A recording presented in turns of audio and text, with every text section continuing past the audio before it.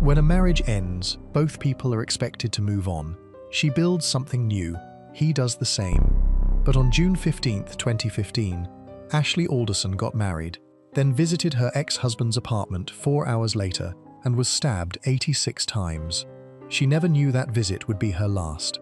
These are 10 ex-husbands who murdered the new family. Case 1. Michael McKee, December 30th, 2025. Began quietly in the Wineland Park neighborhood of Columbus, Ohio. Spencer Tepe, 37, did not show up to work at his dental practice that morning. He was the kind of person colleagues noticed when absent. He was reliable, punctual, known in the office. When he missed his appointments without a word, the people who worked alongside him started calling. Then they called again. When no one answered, they called 911. Officers arrived at the home on North 4th Street and knocked. They knocked again at the front, then the back. No answer. They could hear sounds from inside. A short time later, a second call came in from a colleague who had driven to the house. There were children inside. The officers found a way in. What they found was Spencer Tepe and his wife Monique Tepe, 39, in an upstairs bedroom, both dead from gunshot wounds. Their 2 children, a 4-year-old girl and a 1-year-old boy, were inside the house. They were not physically harmed. How long they had been alone with their parents before help arrived was not immediately clear, but investigators believed the killings had taken place in the early morning hours, sometime between 2 and 5 a.m. The children were placed with family. A memorial of flowers and sunflowers appeared on the front step of the house within days. Monique and Spencer had exchanged vows just 5 years earlier, in January 2021. Their wedding video, which circulated in coverage of the case, captured Monique speaking to Spencer about the path that had led her to him. She described wrong relationships and years of difficult choices before meeting someone she knew was different from the start. Spencer Tepe had earned his dental degree from Ohio State in 2017. He was active in the community, connected to the Big Brothers Big Sisters organization, and described by colleagues as deeply committed to his patients. Monique worked as a substitute teacher. Earlier that same month, the two had taken their daughters to the Big Ten championship football game in Indiana. They were the kind of couple whose lives left visible marks on the people around them. The loss rippled through their professional circles, their neighborhood, and the wider Columbus community almost immediately. For the first 10 days after the killings, investigators said very little publicly. Columbus police described it only as a domestic violence-related incident, targeted in nature, and asked the public to come forward with anything relevant. They confirmed that no weapon had been found at the scene. There were no obvious signs of forced entry. There was no evidence of theft. The house appeared otherwise undisturbed. The restraint from police was notable, even by the standards of an active investigation. What detectives had, though, was more than they were letting on. Surveillance cameras in the alley behind the house had captured footage of a man moving through the area in the window when the killings were believed to have occurred. Investigators compared that footage against vehicle tracking data. A car connected to a specific person had arrived in the neighborhood shortly before the estimated time of death, and left shortly afterward. That vehicle was later traced back to Rockford, Illinois. The name that kept appearing in the investigation was Michael David McKee. McKee was 39 years old, the same age as Monique. He worked as a vascular surgeon at OSF St. Anthony Medical Center in Rockford. He and Monique had been married in August 2015, around the time both were affiliated with Ohio State, where McKee had attended medical school after completing his undergraduate degree. The marriage lasted less than 2 years in practical terms. Monique filed for divorce in May 2017. The dissolution was finalized the following month, in June 2017. Sources close to Monique told investigators and journalists in the weeks following the killings that she had left well before the paperwork was complete. In some accounts, she was gone within the first 18 months. What Monique had described to friends in the years since the divorce was a relationship that had been defined by control and fear. People who knew her told police that McKee had been physically abusive. One witness told investigators that Monique had said McKee had strangled her and forced unwanted sexual contact during the marriage. Another person, cited in court documents, passed along something McKee had allegedly said to Monique directly. She would always be his wife. He could kill her at any time. He would find her, he allegedly told her, and buy the house right next to hers. Those words, as described by witnesses who knew Monique, framed the years between the divorce and December 30th, not as a clean break, but as a sustained pressure that never fully lifted. Monique had moved on in every measurable way. She had built a life with Spencer. They had 2 children together. She had work, a community, a home in a neighborhood near the center of Columbus. On the outside, the years had moved normally forward, but people close to her said the fear had not disappeared. It had simply quieted enough to live around. The surveillance footage that investigators focused on first was not from December 30th. It was from December 6th, 3.5 weeks before the killings. On that day, Monique and Spencer had traveled with friends to Indiana for the Big Ten championship game. Monique left the game early during the second half. Spencer told friends at the time that she was upset about something involving her ex-husband, and she returned to the hotel. What investigators later established, from video captured at the North 4th Street house, was that someone matching McKee's description had entered the property that same afternoon while the couple was out of town. According to the affidavit later filed by Columbus detectives, McKee had been seen on the property in the space immediately around the home and had left several hours later. No one was inside. Whatever he came to do or see, the house was empty. The December 30th footage placed him in a rear alley behind the house, on foot, in the early morning hours. The vehicle data connected a car associated with him to the neighborhood around the same time. When his phone was later analyzed, investigators found that it had been stationary in Illinois for roughly 17 hours across December 29th into the early afternoon of December 30th. That gap, in terms of location data, covered the window when he would have been traveling to Columbus and back.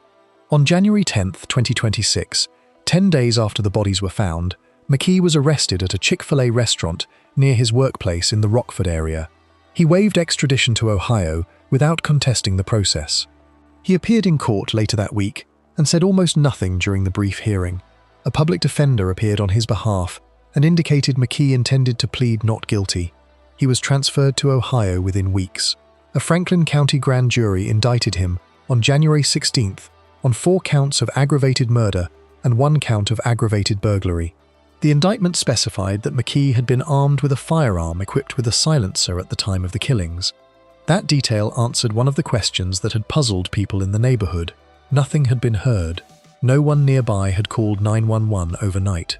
The children had been alone in the house with their parents for hours before anyone realized something was wrong, and nothing from the street had signaled that it was. McKee appeared for his arraignment on January 23rd via video link from jail. He was in prison attire. He did not speak. His attorney entered a not guilty plea on his behalf and waived a request for bond. The case was set to move through pre-trial proceedings, with a hearing scheduled in August 2026. What emerged in the months after the arrest was a picture of McKee's broader professional life that added layers to the case. Court records in Nevada and other jurisdictions showed he had been named as a defendant in multiple civil malpractice lawsuits filed in the year before the killings. In at least one of those cases, the attorney trying to serve him reported being given an address that did not exist. The phone number on file for a surgical group he was affiliated with connected back to what appeared to be a shell contact. Colleagues from earlier practices described someone who had moved between positions and states in a way that made him difficult to track. None of that history was connected to the murder charges, but it sketched someone who had spent some time evading accountability in professional settings, apparently comfortable with disappearing when circumstances became difficult. People who had known Monique before her death described her as someone who had worked carefully to rebuild after the marriage ended. She was aware, sources told journalists, that McKee had never entirely let go. She had lived with that awareness for years. She had told people what he had said to her about being his wife. She had told people about the threats. The formal record of those concerns was limited. Columbus police told reporters they had no documented reports related to McKee and Monique before the killings. What existed instead was an informal record, held by the people she trusted, of years of low-level fear that had never crossed into the official system. Spencer Tepe was described by his family and colleagues in ways that made clear how completely he had built something real with Monique. He had joined the Big Brothers Big Sisters program. He had a dental practice with regular patients who noticed when he was gone. At the memorial that formed outside the house in the days after the killings, the response from the surrounding community reflected what the couple had meant to the people around them. Monique's wedding vows, captured on video, had acknowledged the difficult road before Spencer. The bad dates, the wrong choices, the years of finding out what she did not want, and then finding him. The words were meant for a celebration. They became, in the coverage of her death, a kind of obituary for the life she had finally reached. As of mid-2026, McKee is being held without bond in Ohio pending trial. He has pleaded not guilty to all charges. His attorney has made no extended public statements. The case against him rests on surveillance footage, vehicle tracking data, cell phone location records, and the testimony of witnesses who knew Monique and what she had told them. The question of how he entered the house without signs of forced entry has not been fully answered in public filings. Investigators believe he may have used access gained during the December 6th visit, when the house was empty. The details of that theory, and the evidence that supports it, are expected to come out at trial. Monique and Spencer Tepe's children, a 4-year-old and a 1-year-old, were placed with family members. Their names were kept out of coverage. What those children were doing in the hours between the estimated time of the killings and the moment police finally got inside the house has not been reported. That gap, like so many others in this case, sits quietly in the background of everything else. Before we move on, if you're enjoying this analysis, please consider subscribing. It helps the channel tremendously. Moving east to New Market, Maryland, where a man drove 600 miles from Florida to make sure the job was done. 4 children hid in silence for hours before a 10-year-old finally picked up the phone. Case 2, David Turner. At around 7 in the morning on August 25, 2024, Frederick County Sheriff's deputies in Maryland received a call reporting a shooting at a home on Mandalong Court in New Market. When they arrived at the house, a residential property in a quiet neighborhood not far from Lake Linganore, they found 4 children inside. The children were under 13 years old. They had not been physically harmed. What the children told deputies when they were found was that they had heard something in the night, that they had been afraid, and that they had stayed hidden until morning, until they believed whatever had happened was over and it was safe enough to come out. One of those children had already found Crimea Baker and Sean Lang by the time the officers walked in. The 2 adults were in an upstairs bedroom, both shot multiple times. They were pronounced dead at the scene. The preliminary investigation established that the shooting had taken place at approximately 1:30 in the morning, roughly 5.5 hours before anyone called for help. Crimea Melita Baker was 33 years old. She had been living in New Market for about 8 months at the time she was killed. She was originally from the area, and people who had known her over the years described her as someone who worked hard and was devoted to her children. A friend wrote about her on social media in the days after the killings, calling her courageous, someone who showed up for the people she loved. She was the mother of all 4 of the children found in the house that morning. 3 of them were children she shared with a man named David Philip Turner, her former husband, who was living in Miami, Florida at the time. The 4th child she shared with Sean Lang. Sean Antoine Lang was 34 years old. He was originally from Arlington, Virginia. He and Baker had built a household together in New Market, and the family they had formed there included Baker's 4 children and the 1 child the 2 of them shared. Neighbors said the family had moved in roughly 8 months before the killings. Not long enough to know everyone on the street, but long enough to have settled into a routine. Long enough for the children to have schools, for Baker to have a sense of the neighborhood, for the house to feel like somewhere they were putting down roots rather than just passing through. What investigators knew almost immediately was that this was not a random attack. The sheriff, Chuck Jenkins, said so publicly within days. He described the killings as a targeted double murder, a crime of rage and anger, and said there was no reason to believe anyone else in the neighborhood was at risk. The house had not been robbed. There were no signs that the couple had been targeted for anything other than who they were and what their relationship represented to whoever came through the door that night. The level of violence alone made the picture plain. Forensic examination of the scene found 44 shell casings and 1 live round. More than 42 shots had been fired, all of them at close range, into the upstairs bedroom where Baker and Lang were sleeping. Jenkins told reporters he had never seen anything like it in his career. The children heard the shots from wherever they were in the house. 4 children, in the middle of the night, listening to the sound of more than 42 rounds going off, and then silence, and then hiding. The sheriff said the children had hidden inside the house until they felt it was safe, and that their account helped investigators establish the timeline. By the time deputies arrived at 7 a.m., one of the children had already gone to the bedroom. That child saw what was there. Jenkins, in his public statements about the case, said he could only say that the children's lives had been destroyed, that everything had been turned upside down, that he could not imagine what they were experiencing.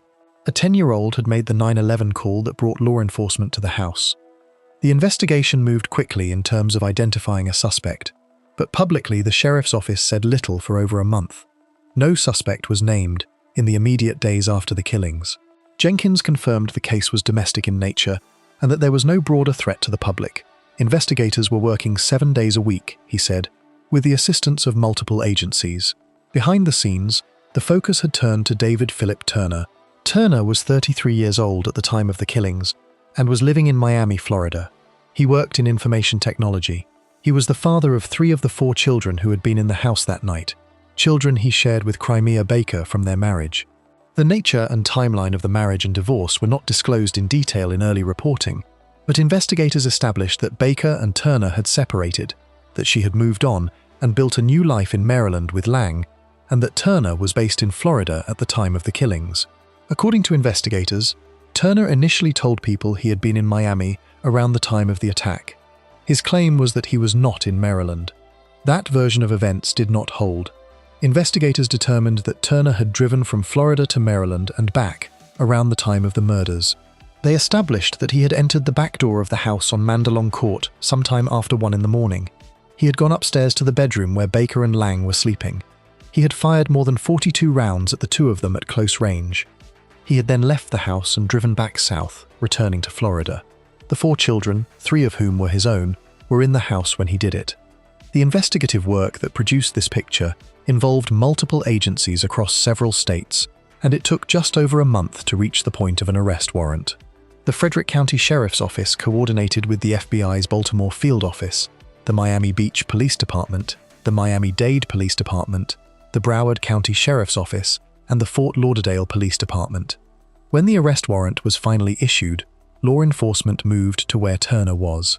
On Saturday, September 28, 2024, at 6:20 in the evening, officers from Fort Lauderdale Police and the FBI located David Philip Turner on a beach in Fort Lauderdale and took him into custody. He was arrested without incident. He was held at the Broward County Jail while extradition proceedings were arranged. In December 2024, he was extradited to Maryland. He was ordered held without bond. The state charges against Turner upon his initial arrest included 2 counts of first-degree murder, home invasion, and 2 counts of use of a firearm in the commission of a violent crime or felony. Those charges were filed through the Frederick County court system. In the months that followed, the case took on an additional dimension. On November 13, 2025, a federal grand jury handed down an indictment against Turner on 2 charges under federal law: interstate travel to commit domestic violence resulting in death, and use of a firearm during a crime of violence resulting in death.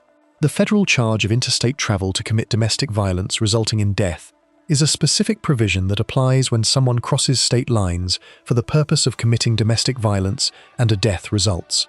The U.S. Attorney for the District of Maryland, Kelly O. Hayes, announced the indictment. The language in the federal indictment was direct. Turner, it alleged, had traveled from another state to Maryland specifically to kill his former spouse. In the course of doing so, he also shot and killed Sean Lang. The significance of the federal involvement was partly logistical and partly a statement about how the case was being categorized. This was not a crime that happened to have a domestic connection. It was defined, at its core, by the deliberate act of traveling across a state line to reach a woman who had built a life away from him. The state charges faced a procedural matter called a nolle prosequi hearing in Frederick County Circuit Court, which is the process by which the state and federal prosecution track how overlapping charges are handled, the mechanics of which charges ultimately move forward and in which jurisdiction were still being worked through in 2025 and into 2026. What remained constant throughout the legal proceedings was the factual framework investigators had established. Turner had driven from Miami to Maryland.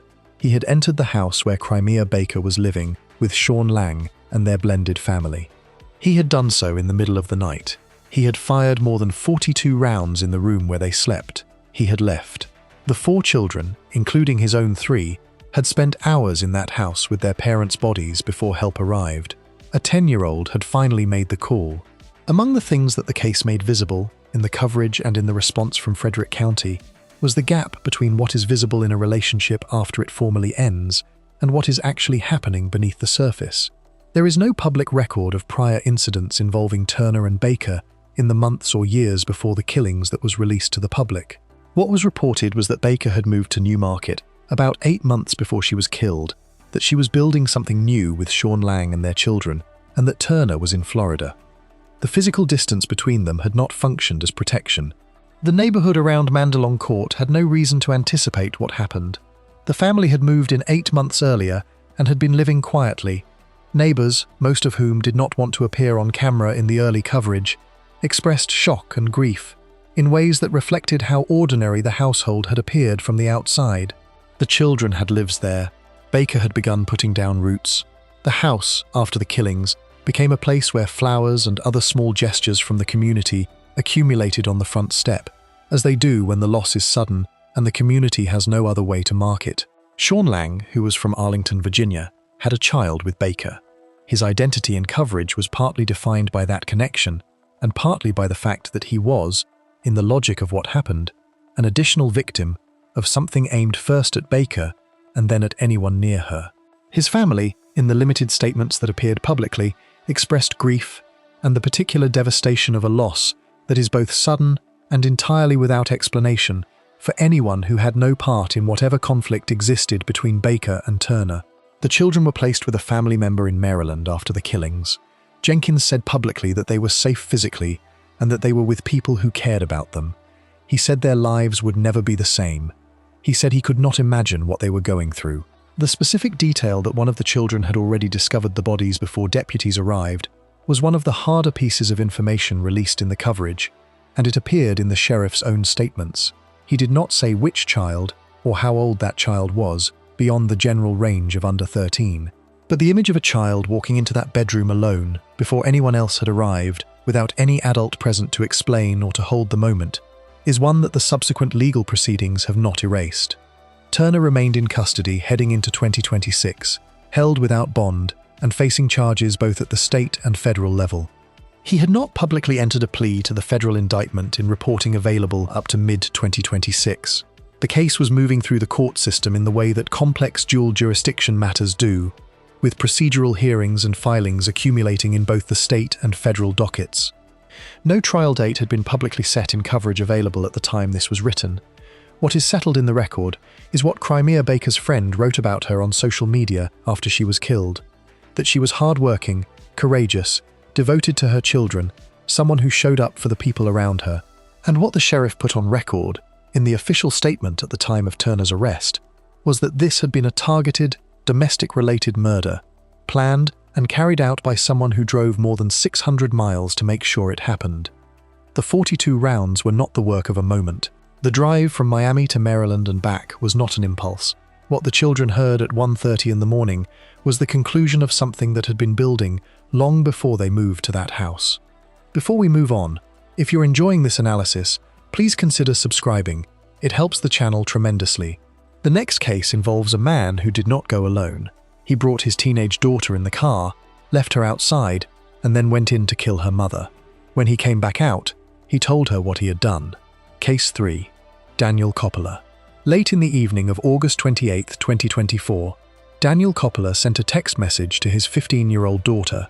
She was at the house on Brasswood Road in St. James, Long Island, where her mother Kelly lived with her boyfriend, Kenneth Pohlman Jr. The text told the daughter to come outside. She came out and got into her father's car. Coppola then left her in the vehicle and walked back to the house. He fired 2 rounds through the front door to get it open. He went upstairs. He shot Kelly Coppola and Kenneth Pohlman multiple times. He came back out to the car, got in, and drove away with his daughter sitting next to him. The daughter did not know immediately what had happened inside. As Coppola drove back toward his own home on Harbour Road in the village of Head of the Harbour, she began texting her friends. She told them she was not sure what her father had done. She said she did not know how her mother was. Kenneth Pohlman's father later told reporters what Coppola had said to his daughter during that drive, the moment she understood what had taken place. According to Pohlman Sr., Coppola told her directly that he had killed them. At his home on Harbour Road, Coppola threatened to kill himself with a gun. At 11:45 in the evening, the daughter called 911 to report that her father was threatening to shoot himself. Officers responded to Harbour Road. Around the same time, the friends the daughter had been texting during the drive also called 911. They could not reach Kelly Coppola and reported that a teenager had left the Brasswood Road house without her mother's knowledge. That second call came in at around 11:54 p.m. When officers from the two separate calls compared the information, they realized the calls were connected. Police went to Brasswood Road and found Kelly Coppola and Kenneth Pohlman dead inside the house, both killed by gunshot wounds. Coppola was taken into custody at Harbour Road without significant incident. He was later transported for a mental health evaluation. What the investigation produced over the following days added dimensions to the case that went well beyond the events of that single night. When detectives searched Coppola's home, they found a typewritten document. Prosecutors described its contents publicly at the arraignment, and the description was specific. The document had laid out Coppola's plans in what one district attorney's office representative called excruciating detail. It included Kelly Coppola. It included Kenneth Pohlman. It included the lawyers who had represented the other side in his divorce proceedings. The document contained a line in which Coppola stated that he was of sound mind and knew exactly what he was going to do. Alongside the document, a semi-automatic firearm was recovered, identified as the suspected murder weapon. Bullets were also found in the home. Investigators also retrieved multiple guns from the property in the hours after Coppola's arrest. At the house on Brasswood Road, something else was found that told its own part of the story. Coppola had left in a hurry when he was done. He had left behind his sandals. One of them was found underneath Kenneth Pohlman's body. Coppola was arraigned on August 30th, 2 days after the killings, appearing in court in Central Islip. He was initially charged with 2 counts of second-degree murder. He pleaded not guilty. His attorney at the time, Stephen Politi, asked that Coppola be placed on suicide watch. The judge agreed and set no bail. At the arraignment, the families of both Kelly Coppola and Kenneth Pohlman were present in the courtroom. Reporters described the scene as one of grief and anger, with family members breaking down as prosecutors detailed the evidence. Thomas Pohlman, Kenneth's brother, spoke publicly afterward. His statement was about legacy, about refusing to let the person responsible define what his brother's memory meant to the people who had loved him. Body camera footage from the arrest captured Coppola making statements to officers. Prosecutors confirmed at the arraignment that the footage showed him admitting to the killings.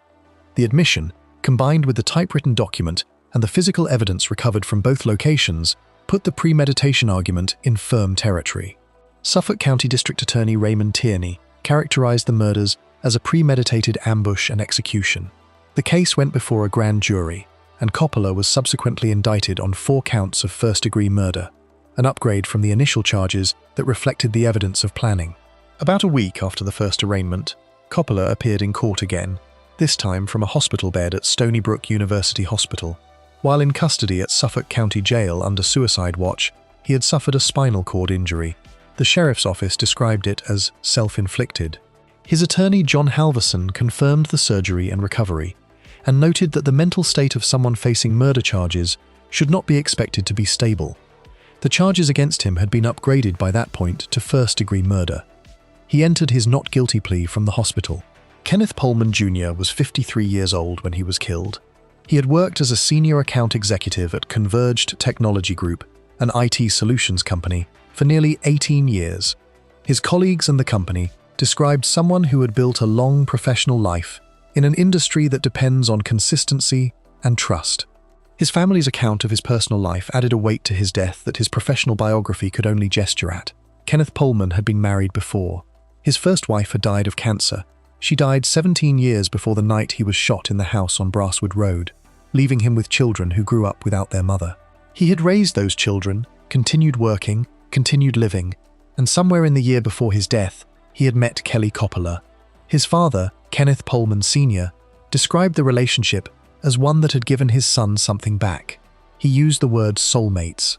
He said Kenneth and Kelly had brought the best out of each other, that they had been given a second chance, that they were very happy. His brother Thomas said that Kenneth's first children had already lost their mother to cancer when they were young, and now, he said, they had lost their father too. Another of Kenneth's children, one from after he and Kelly had started their relationship, had also lost a parent. The concentric circles of the loss moved outward from the house on Brasswood Road and kept going. Kelly Coppola was 50 years old. She and Daniel Coppola had been married and had divorced. The divorce was final by the time she was killed, but it had been contentious in the ways that divorces involving financial disputes often are. Prosecutors framed part of the motive around Coppola's belief that Kelly had been responsible for his financial situation after the marriage ended. He blamed her, by the account prosecutors offered, for what he characterized as his ruin. The typewritten document recovered from his home was consistent with someone who had assigned responsibility and decided what the response should be. His grievance extended to the attorneys who had handled the legal proceedings. The plan in that document had apparently included them as well. Kelly's father, John Patton, spoke to reporters in the days after the killings. He described his daughter's happiness since she had met Kenneth Pohlman. He said she had never been so happy in her life. He said the joy radiated from her. The image he gave was of someone who had come through something difficult and arrived somewhere good. She had a relationship with a man who had also been through loss, who understood what it meant to start again. The two of them had found each other and were building something together in the house on Brasswood Road. The Pohlman family said that when Kenneth and Kelly had first started dating, about a year before the murders, Daniel Coppola had made threats. Kenneth's brother Thomas described it as numerous and said the word twice to emphasize it: numerous threats. Coppola had not been happy about the relationship from the beginning, according to the family. Kenneth Pohlman Sr. confirmed that Coppola had made threats specifically directed at Kenneth as well. Those threats appear to have been known to people around Kelly and Kenneth. Whether they were formally reported to law enforcement was less clear in the available record. Police confirmed after the murders that Kelly Coppola had no active order of protection at the time of her death. There had been one documented domestic incident from the period when she and Daniel were still married, and that incident was classified as non-criminal. The formal record of danger was thin. The informal record, held by the people who knew them, was something different. The events of August 28th were not improvised. The typewritten document made that clear. The planning had been specific enough to include the names of the lawyers who had worked against Coppola in the divorce, specific enough to include language about his own state of mind, specific enough to constitute something closer to a prepared statement than a private note. The physical preparation involved acquiring at least one firearm and having it ready at his home. The tactical element of the night itself, texting his daughter to come out of the house before entering, shooting through the door lock, going upstairs, came back, leaving in the car with her, was a sequence of deliberate actions. The question of why he brought his daughter with him that night has no clean answer in the available record. One possibility suggested by coverage is that she had been visiting him and he drove her back to her mother's house, as he did on ordinary evenings. The timeline supports this reading. Pohlman Sr. told reporters that before arriving at Brasswood Road, Coppola had been driving recklessly with his daughter in the car and hitting things, and that the daughter had become scared and asked to be taken back to the house. By that account, something had already shifted in his behavior before they arrived. She asked to go back. He took her back. He left her in the car. He went inside. Whatever the sequence of events leading to Brasswood Road, the daughter was present throughout the aftermath. She was in the car when he left the house. She received whatever information he gave her during that drive. She was in the house on Harbour Road when he threatened to shoot himself. She was the one who called 911. Her friends, acting on the texts she had sent them during the drive, made the second call that brought police to Brasswood Road. The entire chain of events that led to Coppola's arrest that night ran through his 15-year-old daughter. The legal proceedings moved through the Suffolk County court system into 2025 and 2026. Coppola remained held without bail, facing 4 counts of first-degree murder. His attorney maintained the not guilty plea. No trial date had been publicly set in coverage available at the time of writing. The prosecution's case rested on the body camera admission, the typewritten planning document, the physical evidence at both locations, and witness accounts of prior threats and behavior. The sandal found under Pohlman's body was among the physical items recovered at the scene. Kenneth Pohlman Jr. had spent 18 years building a career and had spent the year before his death rediscovering something he thought he had lost. His father's description of what he and Kelly had together, the second chance framing, stayed in the coverage because it captured something that the broader legal proceedings did not address. Kenneth Pohlman had been through one of the harder things a person can go through, and had kept going, had worked, had raised his children, and had, in the last year of his life, been genuinely happy. His family was not going to let the manner of his death be what defined him. Kelly Coppola's father said the joy radiated from her. That word radiated is the one that stays. Not that she was content or adjusting or getting by, that she was radiating something. The relationship she had found with Kenneth Pullman had reached that register. The note sitting in Daniel Coppola's home, typewritten, detailed, calm enough to include the phrase, "sound of mind," had been written against that. Before we move on, if you're enjoying this analysis, please consider subscribing. It helps the channel tremendously. The next case moves to Huddersfield in the north of England, where a man found out his ex-partner had started seeing someone new, hacked into her social media account to confirm it, and spent 3 days planning what he was going to do next. Case 4. Marcus Osborne. The last time Marcus Osborne physically attacked Katie Higton before he killed her was April 28, 2023. The assault left her with ears bleeding and significant bruising across her legs, arms, back, and ribs. Katie had been with Osborne for around 5 years. They had 2 children together, and they had been living at the house on Harpinge in Dalton, on a 1950s council estate to the east of Huddersfield. She also had 2 children from an earlier relationship. For a time, the household had functioned as a family of 6. But around 2 years into the relationship, Osborne had started to change. He became verbally abusive, then physically abusive. He began controlling what Katie wore and where she went. By the time he attacked her in late April, the relationship had narrowed to something she could no longer stay in. She ended it in early May. What followed over the next 2 weeks was a sequence of decisions made by Katie, by Osborne, and by the system around her that a criminologist would later describe as ticking every box for imminent domestic homicide. Professor Jane Monckton Smith, who has spent years studying the patterns that precede domestic killings, said when she first saw the chronology of those 2 weeks, the hairs on the back of her neck stood up. She placed Osborne at stage 7 of her homicide timeline, the point at which the escalation has reached its most dangerous peak and the risk of lethal violence is highest. The chronology told her that clearly. What it also told her was that the system had the information it needed to see what she saw, and had not acted on it in time. On May 10th, Katie went to Huddersfield Police Station to report Osborne. When she arrived, no officers were available to see her. She spoke to a member of staff over the phone. She described what had been happening in the relationship. She told the police that Osborne had threatened to slit her throat and the throats of her children if she told anyone what he was like. She told them she believed he would come looking for her and seriously hurt or kill her if she did not go back to him. She told them something else that was specific and direct. If she ever got a boyfriend, he had warned her he would kill them both. She was told to come back the following morning to give a formal statement. An appointment was made for 8 the next day. On that same day, May 10th, Osborne sent a Snapchat message to Katie. The time was recorded as 1:51 in the afternoon. The message said, if he found out she was seeing someone, he would end her fully. Those were the words he chose. End you fully. On May 11th, Katie returned to the police station and gave her formal statement. An officer also visited her at home. The picture she gave of the relationship was detailed and consistent. She described it as coercive, controlling, and physically abusive across the last 2 years. She said she had been regularly assaulted. One of the incidents she described involved Osborne throwing a cat at her.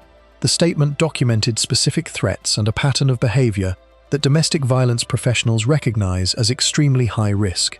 The information was in the system. On May 12th, Osborne was arrested on suspicion of domestic violence offences. He was taken in, interviewed, and released on bail. The bail conditions required him not to return to the house on Harping. He was released the same day, 3 days. That is how long it was between the bail conditions being set and the murders. In those 3 days, Osborne did not stay away. He went to the street around the house and watched it. He also found another way into Katie's world. He hacked into her Snapchat account. What he found there was evidence of something forming between Katie and a 25-year-old named Stephen Harnett. The relationship was new. Katie had met Stephen recently.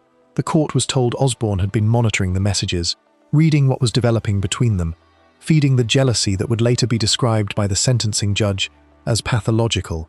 Stephen Harnett was 25 years old. His twin brother Jordan would later speak publicly about the case, with a clarity that did not flinch. He described someone with his whole life ahead of him, someone who had connected with Katie and who had no part in whatever had broken between her and Osborne. Stephen had not done anything to Osborne. He had simply met Katie Higton and they had started to spend time together. That was the entirety of his offence in Osborne's accounting. He was seeing someone Osborne felt he owned.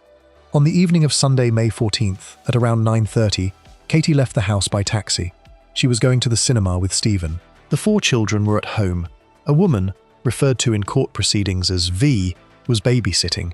Before Katie left, she posted a photograph of herself on social media. Osborne, with access to her Snapchat account, could see what she was doing and where she was.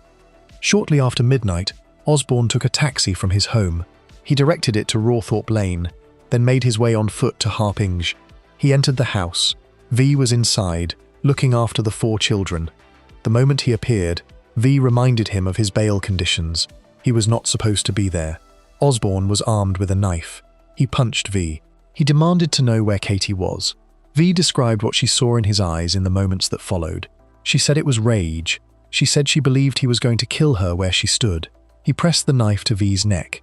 He told her to contact Katie and tell her to come home. V, with a knife at her throat and 4 children asleep upstairs, did what she was told. She sent the message. She called Katie home. She would later tell police that she has carried guilt ever since for what that message set in motion, knowing that her call was what brought Katie back to the house that night. The sentencing judge's remarks made clear that the guilt belonged entirely to Osborne, not to V, who had been placed in an impossible position by a man with a knife and no hesitation about using it. A neighbour described hearing muffled raised voices at around 1 in the morning, male voices, very angry. Then a door slamming. When Katie came through the front door, Osborne attacked her. He had been waiting.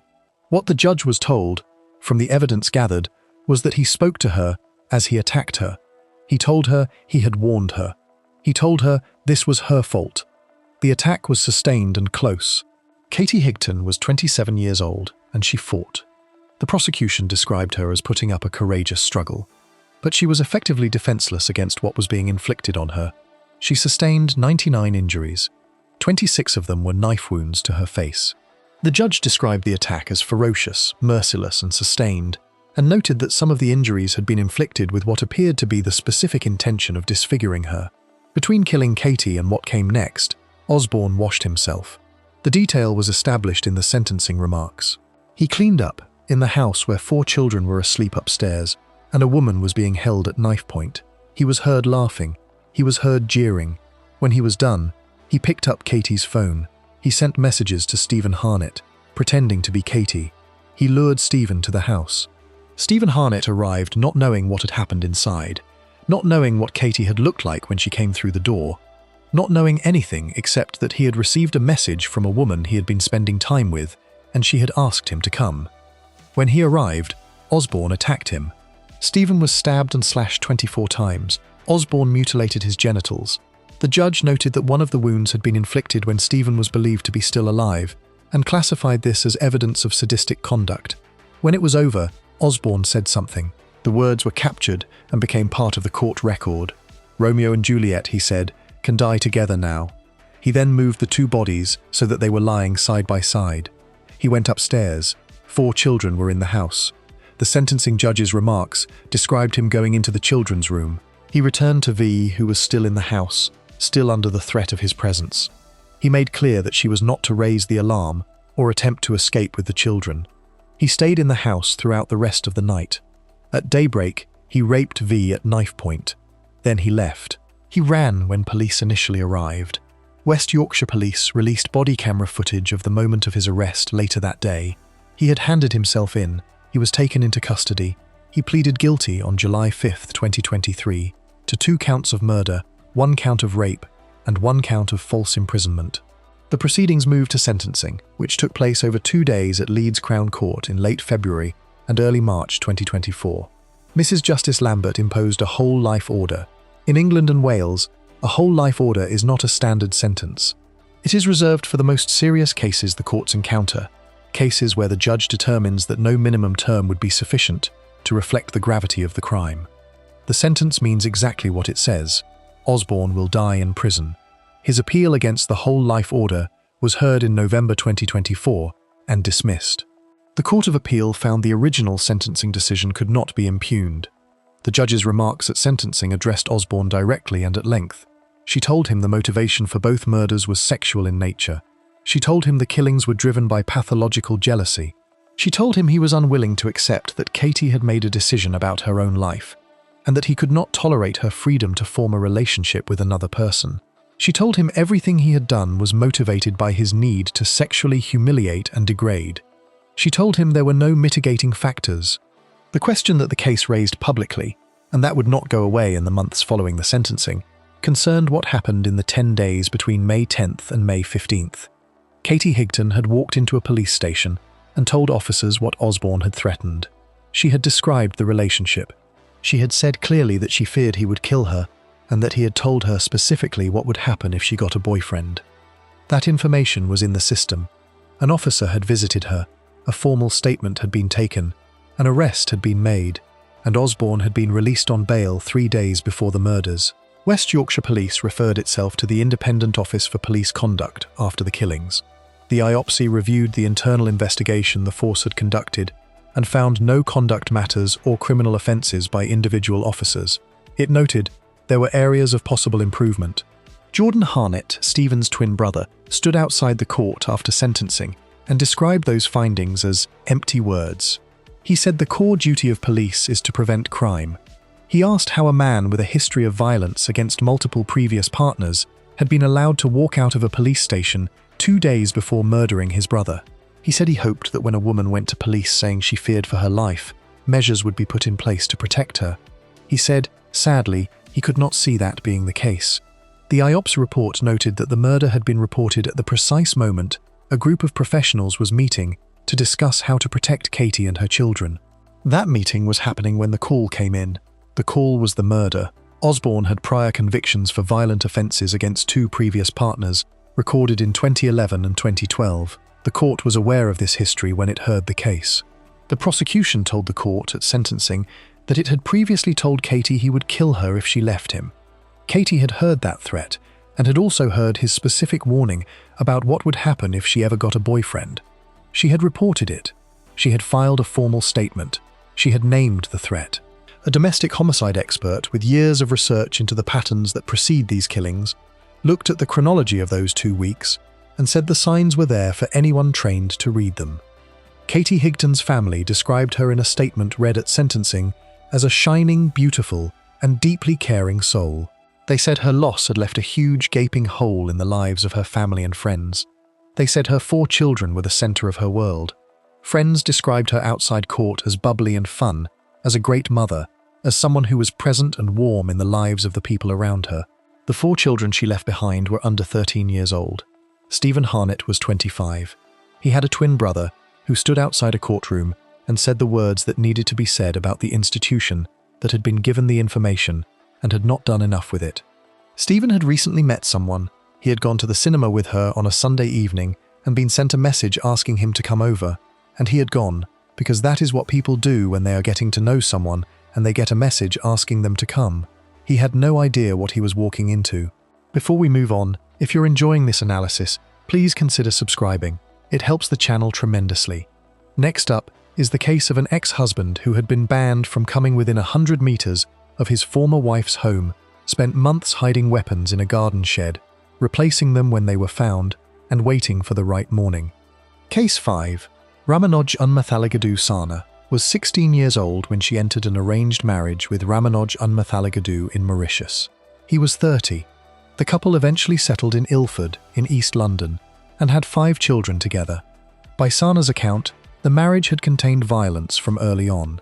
The breakdown that ended it came in 2012, in an incident at the family home on Applegarth Drive that became part of the court record in the years that followed. Sana jumped from an upstairs window to get out of the house. The fall broke her ankle. She had decided that staying inside with him was the more dangerous option. The legal proceedings that followed the separation took their own difficult course.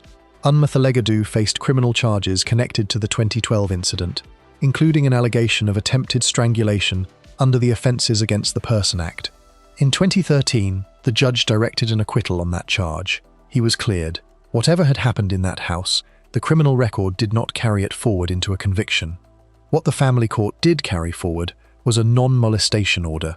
Sana had applied for emergency protection and received it. The order prohibited Unmathalagadu from coming within 100 meters of the family home in Ilford. 100 meters. That was the distance the law placed between him and the house where his children and his former wife lived. Sana moved forward. She divorced Unmathalagadu and eventually married a builder named Imtiaz Muhammad. She changed her name to Sana Muhammad, taking her new husband's surname. She was living at Applegarth Drive with Imtiaz, with her 5 children, and in November 2018, she was 8 months pregnant with what would be her 6th child. The pregnancy was visible and advanced. She was, by every available account, building a second life in the full sense of that phrase, a new marriage, a new name, a household in which children she shared with her former husband were being raised with a stepfather, a household with a new baby on the way. Unmathalagadu, in the years after the separation, had deteriorated in ways the court established during the proceedings. He lost his job as a site manager at Newham General Hospital. He slept rough for a period. The gap between what his life had been and what it became after Sana left was significant and visible. What was happening internally during that time? What particular progression of thought led him from the loss of the job and the rough sleeping to the contents of a garden shed in Ilford was never fully articulated to any court's satisfaction. What the evidence showed was that by early 2018, the planning was already underway. In March 2018, a neighbour near the Applegarth Drive house found something in the vicinity of the property. 2 crossbows. They were discovered close to the family home, tucked away as though left there deliberately. The neighbour reported the discovery. The weapons were removed. Unmathalagadu, who was still subject to the court order banning him from within 100 metres, responded to the discovery by replacing them. He acquired 2 new loaded crossbows. He also resumed his surveillance of the house. He made notes about the comings and goings of the family, about when Imtiaz arrived and left, about the rhythms of the household. The surveillance was systematic enough to be described in court as organised. He was building a picture of the target from a distance, keeping track of the routines, preparing for a specific moment.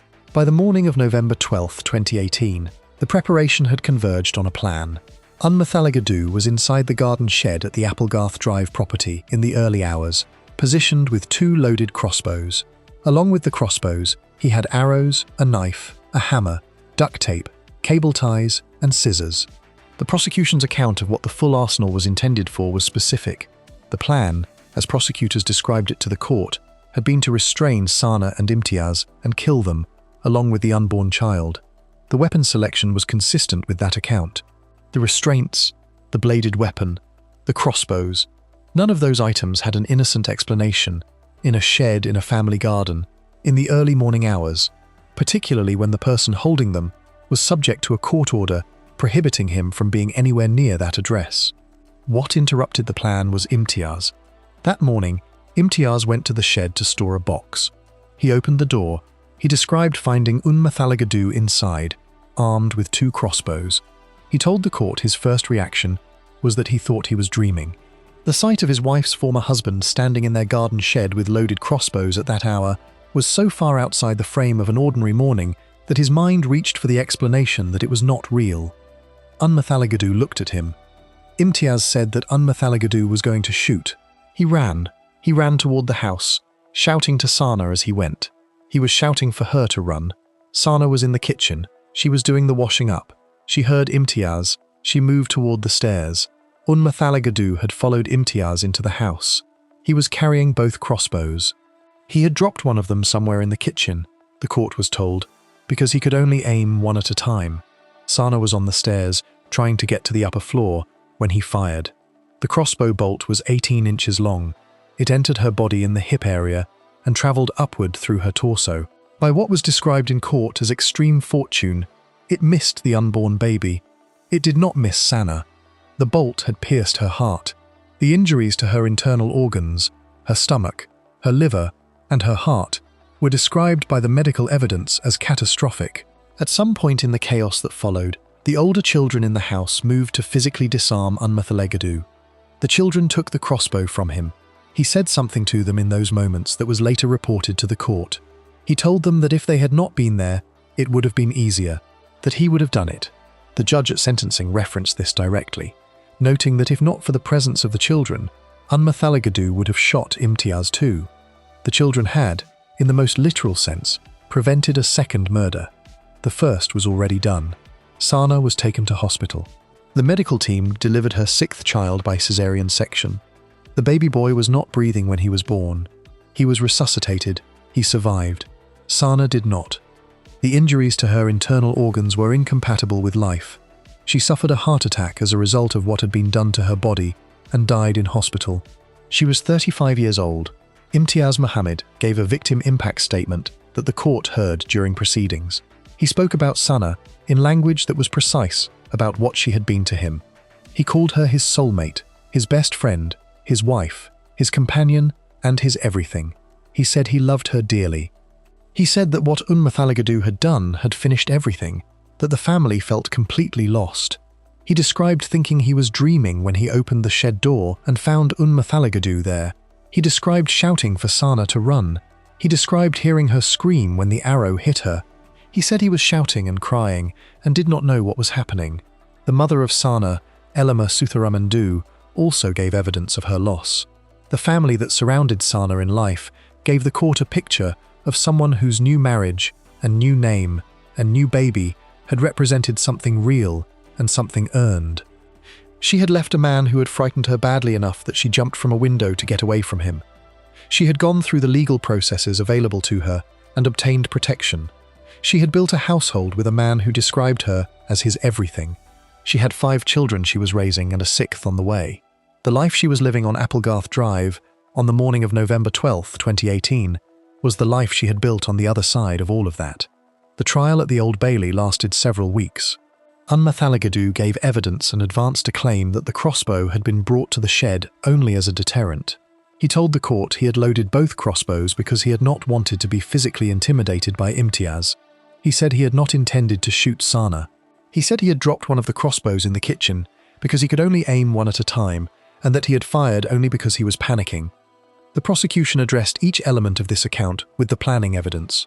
The crossbows purchased months in advance, the first cache discovered by a neighbour and then replaced, the surveillance notes on the family's movements, the full arsenal of restraints and bladed weapons, the presence in a garden shed in violation of a court order banning him from within 100 metres of the property. The prosecution told the jury that what had happened was not panic.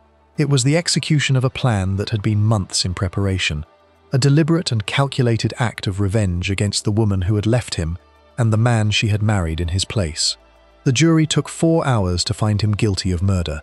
They also heard a charge of attempted destruction of the unborn child, connected to the intent prosecutors had alleged.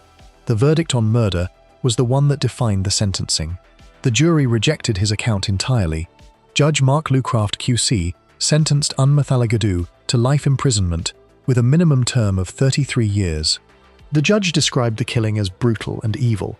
He told Mathalagadu that he had carefully planned the attack, that he had armed himself with 2 loaded crossbows and had intended at minimum to kill Sana, and that the evidence also satisfied the court that he had intended to kill Imtiaz. The judge addressed the question of motive with a phrase that was precise in its restraint. He said one could only assume that Mathalagadu had been jealous of the life Sana and Imtiaz had built together, and of the loving bond they had formed with one another, and with the children. The word assume was doing careful work there. The actual interior state of a man who spent months hiding weapons near a family home and making notes about the comings and goings of his former wife's household is not something a court can claim to fully know. What it can establish is the conduct, and the conduct described a sustained and specific obsession with destroying what Sana had built. The 5 children who were in the house that morning witnessed the attack or its immediate aftermath. The oldest among them had moved to physically disarm Mathalagadu. The youngest of the 5 was old enough to understand something had happened to their mother. The 6th child, the boy delivered by caesarean section at the hospital where Sana died, survived. He was revived after not breathing at birth. His mother never held him. She had been shot in the hip with an 18-inch crossbow bolt while trying to reach the stairs after her husband shouted for her to run, and she died in hospital from the damage done to her heart. There is something in the detail of the first crossbow cache, discovered by the neighbour in March 2018, that the case keeps returning to. The weapons were found, they were reported, they were removed, and Mathalagadu bought new ones and put them back. The distance between the discovery of the first cache and the killings was 8 months. He had a court order prohibiting him from the vicinity of the property. He had already been through a criminal trial connected to violence against Sana. The combination of the existing legal prohibitions and the physical discovery of weapons near the house represented a set of data points that, assembled together, would have told a clear story to anyone looking at the full picture. The non-molestation order had set 100 meters as the threshold of safety. The garden shed was inside that perimeter. He had been there months before November 12th, and the weapons placed there had been found and removed, and he had come back. The Snapchat message that Marcus Osborne sent to Katie Higton said he would end her fully if he found she was seeing someone. Ramanoj Unmathalagadu bought crossbows in the early months of 2018 and put them in the garden shed of the family home where his former wife was living with her new husband and their unborn child. These are different men in different cities, but the underlying structure is the same. A woman exercises her right to form a new life. The new life becomes the target. The new husband, the new name, the new baby on the way, the household on the other side of something painful and hard-won. All of it becomes something to be destroyed by someone who has decided that leaving was not a decision she was permitted to make. Imtiaz Muhammad told the court he could not help thinking about what he could have done differently. That sentence sits in the record of this case in a particular way. He had gone to the shed to store a box. He had opened the door and found something that his mind initially refused to accept as real. He had run, and he had shouted, and he had told Sana to run, and she had tried to run, and she was on the stairs, and the bolt hit her in the hip and went upward into her heart. Whatever he was carrying in terms of the question of what he could have done differently, the answer that the court established through weeks of evidence is that the only person whose choices produced that outcome was the man who spent months in preparation and walked into that garden shed before anyone else was awake. The baby lived. That fact is in the record alongside everything else. The baby, who was not breathing when he was born, was revived, and he lived. He is growing up without his mother, raised in the aftermath of a mourning she did not survive. The 5 older children who were in the house, at least 2 of whom physically disarmed the man who had just killed her, are also in the aftermath of that mourning. Imtiaz Muhammad, who opened a shed door to store a box and found a man with loaded crossbows inside, lives in the aftermath of that mourning. Unmathalagadu will serve a minimum of 33 years before he can be considered for release. He was 51 at the time of the attack. The arithmetic of his sentence is straightforward. He will be at minimum 84 before any consideration of parole is possible. What the judge called brutal and evil, the jury had taken 4 hours to confirm. Before we move on, if you're enjoying this analysis, please consider subscribing. It helps the channel tremendously. Next, the case is about an ex-husband who texted his own son before the attack to say what he was about to do, then searched online afterward to find out whether what he had done would put him in prison. Case 6. Anthony Angelasanto. For the 3 months before August 14, 2021, Anthony Angelasanto had been sending messages, showing up uninvited, and ignoring requests from Police Scotland to leave Christine Moyes and her new partner alone. The police knew about it. Christine had reported it. Angelasanto had even given officers a formal undertaking that he would stop. He did not stop, and on a Saturday evening in the Midlothian village of Newton Grange, all of that accumulated behaviour came to its end in a garden on Lingerwood Road, while Roddy Georgeson was doing something as ordinary as bringing Christine's dog in from outside. The relationship between Anthony Angelasanto and Christine Moyes, who also went by Christine Angelasanto, had produced a marriage and a son before the separation that set everything that followed in motion. The specific timeline of the marriage's end was not detailed extensively in the public record of the court proceedings, but by May 2021, Christine had moved on. She was living at the house on Lingerwood Road and had begun a relationship with Roderick Georgeson, known to everyone around him as Roddy. Roddy was 41 years old and was from Inverness in the Northern Highlands. He is described in his family's tribute, which appeared after his death, as a much-loved son who was kind, bright, and a friend to all who met him. Those words are spare and honest about what the family chose to say about him in public. They describe someone people liked being around. Angelasanto was 48 years old in August 2021 when he was arrested, and 50 by the time the sentencing took place. He worked as a gas engineer. He was living as a lodger in Newton Grange, close enough to Christine's house to watch it regularly and to arrive there on foot. That proximity was not incidental. What the court established across the stalking charge that ran alongside the murder charge covered the period from May 17th to August 10th, 2021, almost 3 full months of behaviour directed at Christine and at Roddy. Angelasanto sent repeated messages to Christine by text, by email, and on social media.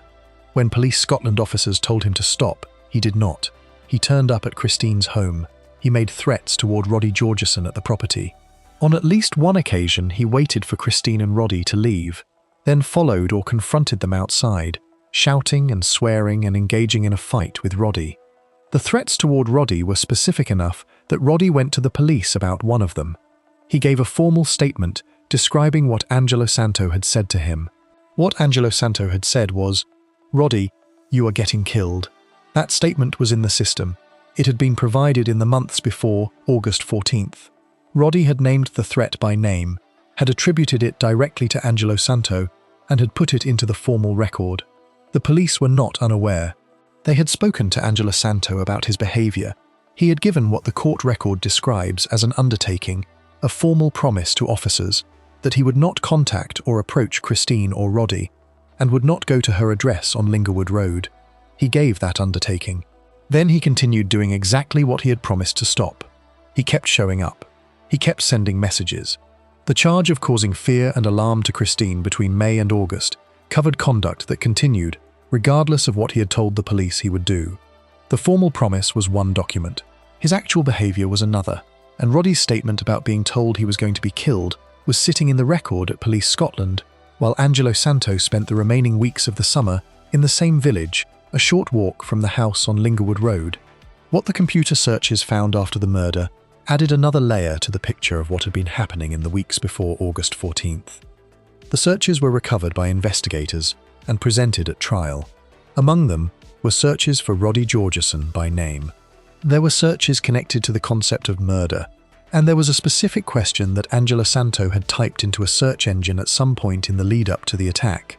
Will a stalking charge get you the jail? That question is worth holding for a moment.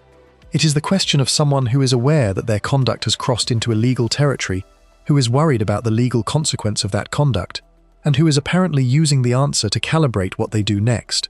He was concerned enough about the stalking charge to search for it. He was not concerned enough about anything he found to stop. On the evening of August 14th, 2021, before he left for Lingerwood Road, Angelo Santo sent messages to his own son. The messages told the son what he was planning to do that night. He said he was going to kill him tonight. He said he was going to kill Mum's boyfriend. These were not ambiguous statements made in frustration.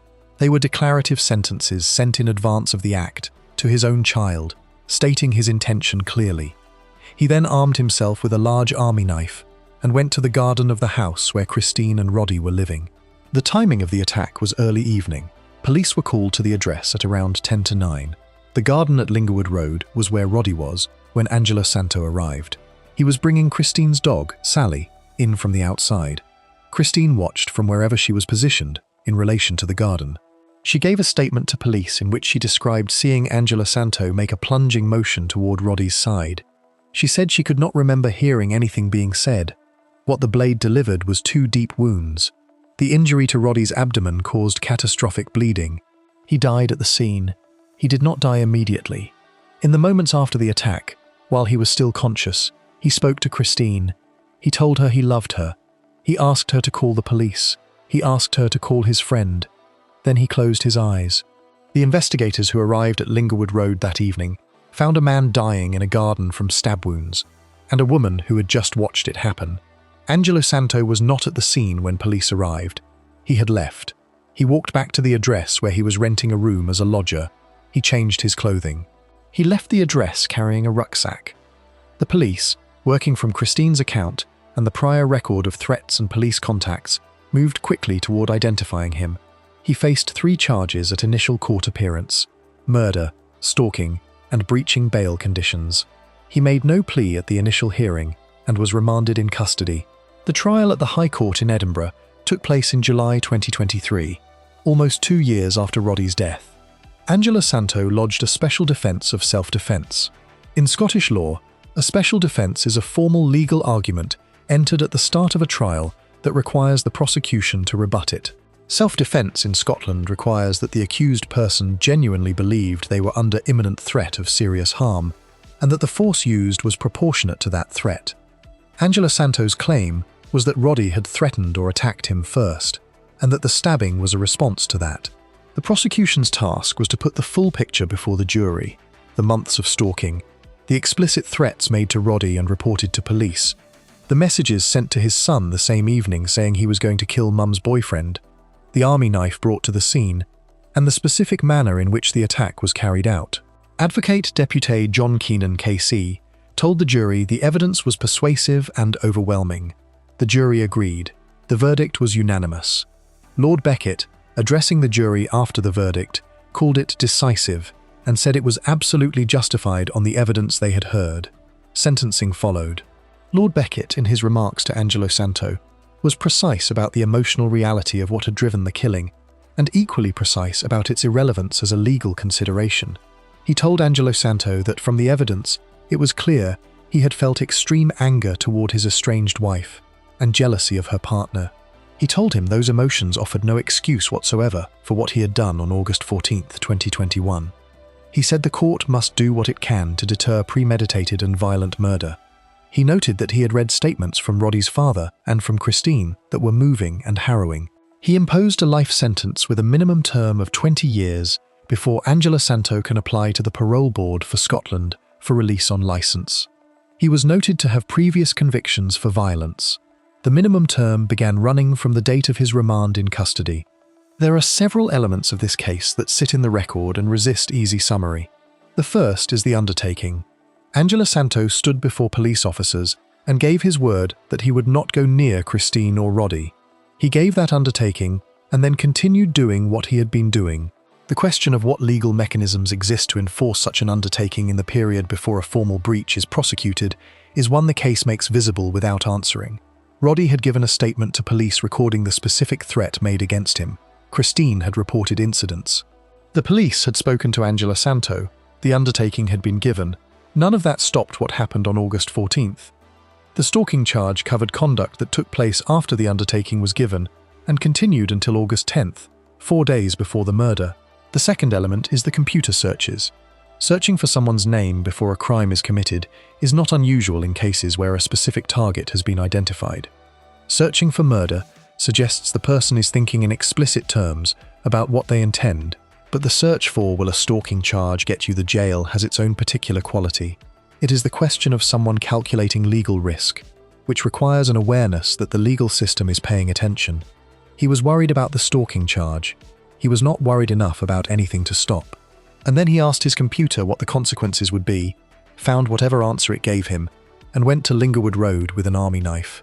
The third element is the messages to his son. Angelo Santo wrote to his own child and told him he was going to kill Mum's boyfriend that night. The son was the recipient of that information. He was made, by his father's choice, a witness to his father's stated intention before the act. What that experience cost the son, what he did or did not do with those messages in the moments before his father went out that evening, was not detailed in the public reporting. But the messages were there on the record, recovered and presented, and they demonstrated that the killing of Roddy Georgeson was not a sudden escalation or an explosive reaction to something unexpected. It was something Angelo Santo announced in advance to his own son, as if it were a decision already made. Roddy Georgeson had told police he was getting killed. He had said it in a formal statement. He had named the person who told him so. On the evening of August 14, 2021, he was in a garden on Lingerwood Road, trying to bring a dog in from outside, and what he had named arrived with a knife and fulfilled the threat he had reported. He told Christine he loved her. He asked her to call the police. He asked her to call his friend. Then he closed his eyes. He was 41 years old and he was from Inverness, and his family described him as kind and bright and a friend to all who met him. Before we move on, if you're enjoying this analysis, please consider subscribing. It helps the channel tremendously. The next case moves across the Atlantic to the suburbs of Houston, Texas, where an ex-husband put on a FedEx uniform, drove from California, and knocked on the door of the wrong house, looking for a woman who had already left him. Case 7. Ronald Lee Haskell. Ronald Lee Haskell had been voted class clown at his high school in Eagle River, Alaska. He was also voted prom king and homecoming king. The people who knew him then remembered someone popular and outwardly easy, someone who made people laugh. He graduated in 1999. 3 years later, in Orange County, California, he married a woman named Melanie K. Lyon. They had 4 children together. What happened inside that marriage, as it moved from California to Utah and stretched across more than a decade, bore no relationship to the version of himself that had charmed a high school graduating class. Haskell had been jailed in 2008 in Logan, Utah, on charges of assault and domestic violence. The record of violence in the marriage extended beyond that single arrest. Melanie described to courts and investigators a pattern of physical abuse that included being dragged by her hair and punched repeatedly in the head in front of their children. The abuse had been happening for years. It had produced police contacts, a jailing, and then what abusive relationships often produce after a period of relative quiet. A return to the relationship and a continuation of the pattern until the point where staying became impossible. By July 2013, Melanie had reached that point. A protective order was filed on July 8, 2013, and served the following day, July 9th. Haskell was formally notified that his access to his wife and children had been legally restricted. She filed for divorce in August.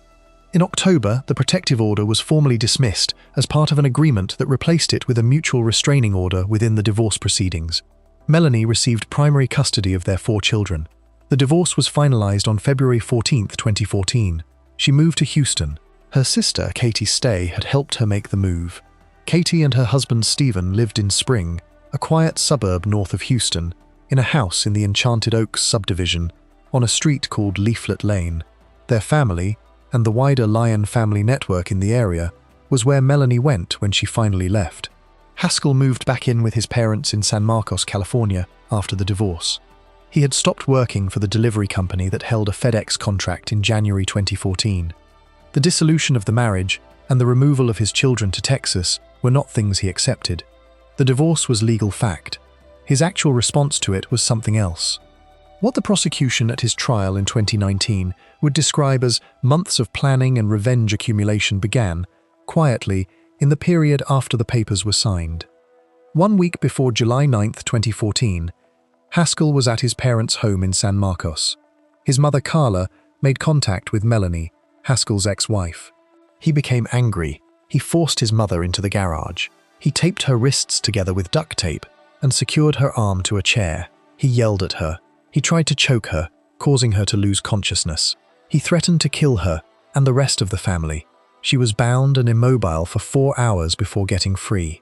This was 1 week before he drove to Texas. It was not the act of someone who was passively grieving the end of a marriage. It was a signal of where things were heading, issued to his own mother in his own parents' garage, and it went unaddressed in terms of criminal consequence, in time to prevent what came next. Haskell drove from California and made a stop in Utah along the way. He had a former girlfriend there. He stole a gun from her.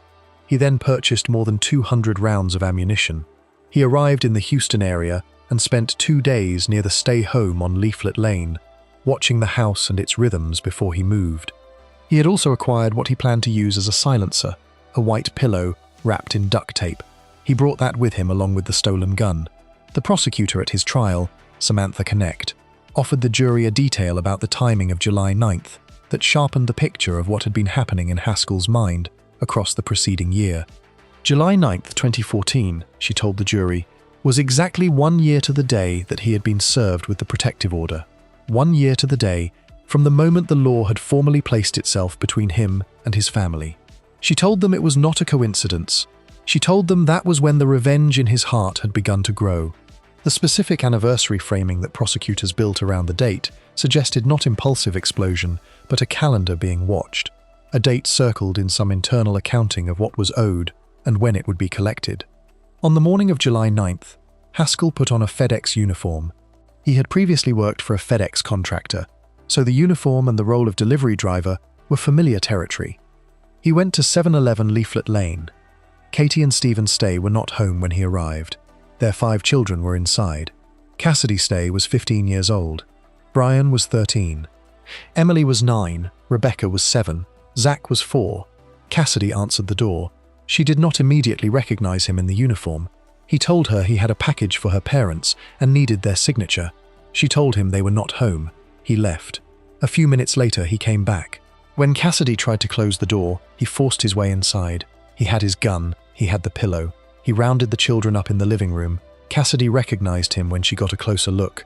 She knew who he was, and she knew what he was capable of from the stories inside the family. When she realized it was him, she described in testimony 5 years later the sensation of the light being sucked out of the room. She told him, "Please, don't hurt them." She told him she knew how dangerous he was. She tried to talk to him. He kept the gun on the children and waited. He demanded to know where Melanie was. The children either could not or did not tell him. He waited for Stephen and Katie to come home. When they arrived, he gathered all 7 of them in the living room and forced them face down on the floor. He tied them. Katie Stay attempted to resist him or stop him. She was shot in the face. The others were shot one by one in the back of the head in the order Haskell chose: Stephen, Brian, Emily, Rebecca. The 4-year-old, Zach, had been wounded in the shoulder at some point and had moved across the floor to where his father lay. By the time Zach reached his father and buried his face against him, Stephen was already dead. Haskell walked over to the 4-year-old and shot him in the back of the head. Cassidy was shot in the head. The bullet grazed her skull, fracturing it. She did not die. She lay still. She did not move. She did not make a sound. She played dead through whatever time it took for Haskell to reload his gun and leave the house. When she was certain he was gone, she moved. She found a phone. She called 911. She was crying and yelling. She told the operator that her entire family had been shot. She named Haskell. She described the car he had taken, the Stays vehicle. She told them he was heading to her grandparents' house. She gave them the address on Anvil Drive. At one point in the call, she described hearing one of her family members still gasping. The 911 call was played in court during the trial, 5 years later, for a jury that by that point had heard the full account of what had happened in that living room.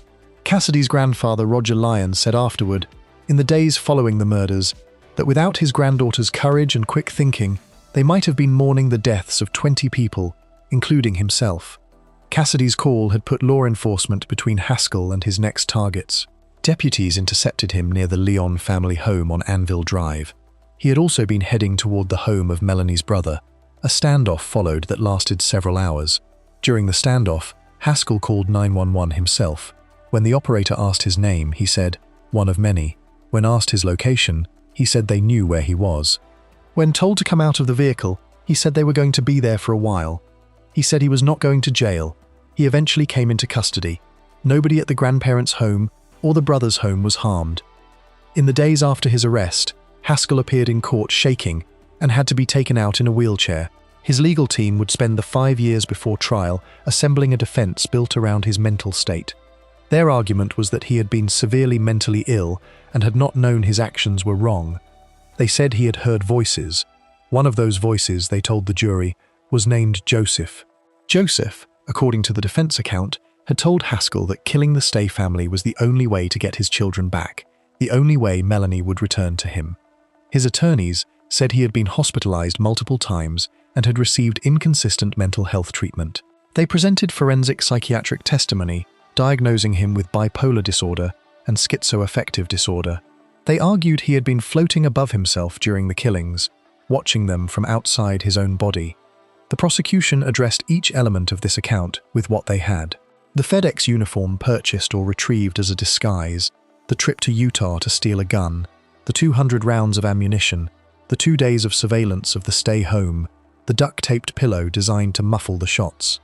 Knecht told the jury that a man who did not know what he was doing was wrong, did not need a disguise. She told them he was not a disorganized, psychotic individual. That was a man with a plan. She told them what drove him was not a serious mental illness, but an ego that could not absorb the blow of a woman deciding to leave, taking their children, and being helped by her family to do so. The jury deliberated and returned a guilty verdict on September 26, 2019. Haskell looked down at the floor. He had done so throughout most of the proceedings.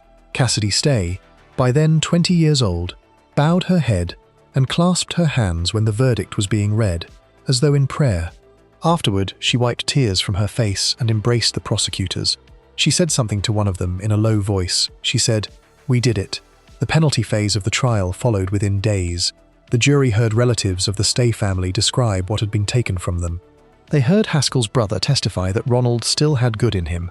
They weighed the evidence and the arguments and returned a recommendation of death.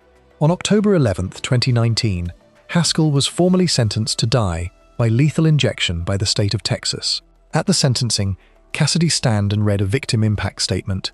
She had initially felt, she told the court, hurt and anger at learning that Haskell had expressed no remorse, but she said she was letting go of those emotions and giving them to God. She said she would live her life with happiness. And then she told Haskell directly she did not think the punishment fit the crime. She hoped that when he died, he would receive the punishment he truly deserved and that only God could deliver it now. Stephen Stay had been a real estate agent. Katie Stay had been described by Stephen's mother as someone who loved her husband totally, as part of a warm and committed couple who would go out of their way to help anyone who needed it. Katie had helped Melanie move to Texas. She had made a home in a subdivision in Spring where she and Stephen were raising 5 children. The youngest was 4 years old. Cassidy, the oldest, had answered the door on July 9th, looked at the FedEx uniform and the duct-taped pillow and the face behind them, understood what was happening, and survived by lying completely still on the floor of her family's living room until the man who had killed everyone she loved walked out the front door. She had then found a phone and made the call that stopped him before he reached anyone else. The prosecution said her actions that afternoon had prevented the deaths of up to 22 members of the extended Lyon family who were on Haskell's list. Cassidy Stay was 15 years old when she saved them. Before we move on, if you're enjoying this analysis, please consider subscribing. It helps the channel tremendously. The next case moves south to Miami, Florida, where a man shot his ex-wife's new husband multiple times in his own driveway on a Sunday afternoon while his 6-year-old daughters watched from a few feet away. Case 8. Cristobal Palacio. Paul Winter had been in the process of applying for American residency at the time he was killed. He and Jennifer had plans beyond the immediate life they were building together. They wanted to open a bed and breakfast. The application for residency was moving through the system. There was a future being assembled piece by piece, and it was being assembled in Florida, where Paul had arrived from England a year earlier, where Jennifer had already been living, where the life they had met each other to build was starting to take shape. Paul was 42 years old. He was a graphic designer from Tunbridge Wells in Kent, and he had a child in the UK from a previous relationship, a son who was being raised back in England while Paul worked through the bureaucracy of becoming an American resident. He had met Jennifer in November 2006 through an internet gaming website. At the time, Jennifer was still married to Cristobal Palacio. The marriage was not a good one. Jennifer described it in later proceedings and in media interviews as controlling and abusive. The relationship had produced twin children, a boy and a girl, and it had produced years of an unhappy household before Jennifer made the decision to leave. The divorce from Palacio was acrimonious. Custody of the twins was disputed and eventually settled, with Jennifer receiving primary custody. The settlement was finalized in 2007. 3 days after the divorce was finalized, Jennifer married Paul Winter. The speed of the remarriage was not the kind of detail that someone who felt entitled to Jennifer's future was likely to absorb quietly. Palacio had spent more than 25 years working as a fraud investigator for Citibank. He was a man who looked at numbers and inconsistencies and anomalies for a living. The new husband was an Englishman who had been communicating with Jennifer while she was still technically his wife. The marriage that followed within days of the divorce being settled was the new fact at the center of his world, and the new fact was Paul Winter. What happened at the custody exchanges in the months after Jennifer married Paul was described in court testimony as tense and often hostile. Palacio testified at trial that Paul had pulled a gun on him on 2 separate occasions during these visits. He said Paul used profanity and threats. He said Paul tormented him and that he had begun carrying a weapon for his own protection because of what he claimed were these prior incidents. The Jennifer testified that Paul never owned a gun. She described him as someone who preferred to avoid conflict. The picture she gave of Paul at these custody drops was of someone who was present because the visits were court-ordered, not someone who was provoking confrontations. The evening of October 16, 2008 was Jennifer's birthday. She and Paul drove to Palacio's home in the Kendall area of Miami-Dade County to drop off the twins for a court-arranged visit. The children were 6 years old. They were in the back of Jennifer's minivan. What happened in the driveway of that house over the next several minutes was witnessed from the van by 2 6-year-olds and by Jennifer, who was standing close enough to see Palacio's face when he first looked at Paul. Jennifer testified at trial about what she saw in that first moment. She said that when Palacio saw Paul, he looked like he had won the lottery. She said he smiled. Then he picked up a gun and fired.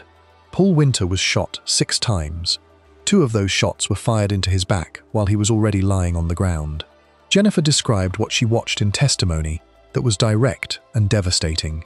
She told the court that after Paul was face down on the ground, Palacio walked up to him and shot him more. After he was already dead, she said, he shot him more in the back. Jennifer screamed for help.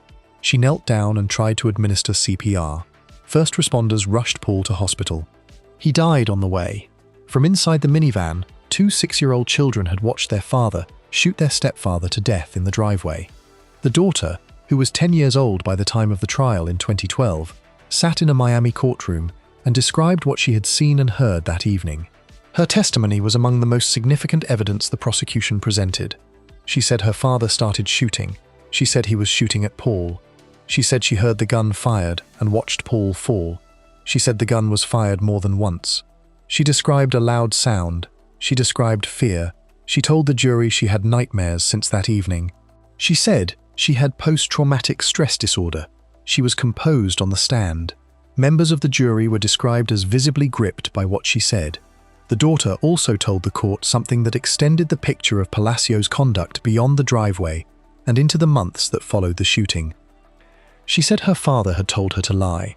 He had wanted her to say that Paul Winter had abused her. He had made clear that if she did not say what he wanted her to say, there would be consequences. That testimony carried its own weight alongside the account of what she had witnessed from the van. It described someone who had not only committed an act in a driveway on a Sunday evening, but had then attempted, in the period before trial, to build a narrative around it, using his own 6-year-old child as an instrument.